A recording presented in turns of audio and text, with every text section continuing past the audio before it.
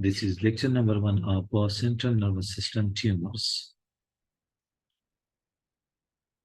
Central nervous system tumors, or the CNS tumors, are 50:50. That is, 50% of the central nervous system tumors are primary, while the 50% of the central nervous system tumors are metastatic. Primary tumors and the metastatic tumors of the central nervous system. Primary tumors are classified according to the cell type of origin, that is, astrocytes, meningothelial cells, ependymal cells, oligodendrocytes, and neuroectoderm. These are the cells from which the primary tumors of the central nervous system will arise. Here is a diagram of the glial cells of the central nervous system. It includes the astrocytes. These are the microglial cells. These are the ependymal cells. These are the oligodendrocytes. These are the Schwann cells. And when tumors arise from these cells, these are called primary tumors. In adults, the primary tumors are usually supratentorial, while in children, the primary tumors are usually infratentorial. In adults, the most common tumors which are supratentorial include glioblastoma multiforme, then meningioma, and at the last, schwannoma. While in children, the most common tumors in infratentorial tumors are pilocytic astrocytoma, ependymoma, and medulloblastoma. Here you can see that this is tentorium cerebri. The red line you can see over here. This is the tentorium cerebri. The structures above the tentorium cerebri are called supratentorial, while below the tentorium cerebri are called infratentorial.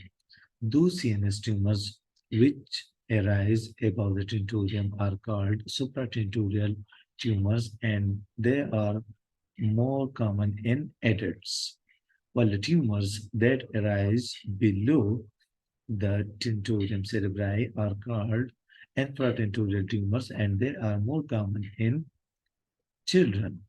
In neonates, you should know that the supratentorial tumors are more common than the infratentorial tumors. So we got over here that supratentorial tumors are more common in adults and neonates, while infratentorial tumors are more common in children. Primary malignant central nervous system tumors are locally destructive, but they rarely metastasize. Metastatic tumors. These are multiple, well circumscribed, and the lesions are mostly at the gray-white junctions. So here you can see, as we told, the metastatic tumors are multiple. So 1, 2, 3, 4, 5. Over here you can see 1, 2, 3, 4, 5, 6, 7, and so on. So these are metastatic tumors of brain, and they are multiple in number. The second thing is they are well circumscribed. You are seeing over here.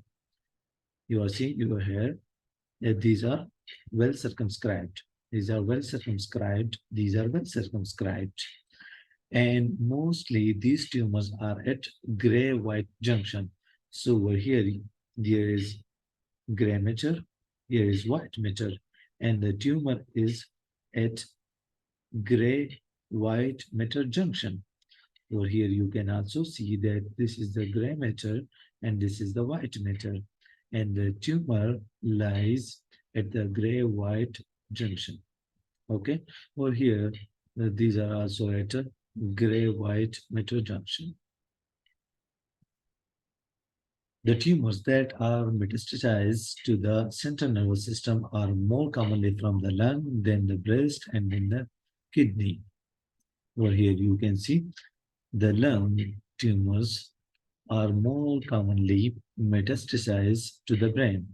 It is then followed by the breast tumor and then by the kidney tumors. And here you can see the colon and thyroid. So these are also tumors that can metastasize to the brain, but the more common and the most common source of the metastatic tumors of the central nervous system include the lungs, breast, and kidneys. That's all for this lecture, and we will be continuing these lectures in our upcoming videos. Stay tuned with us.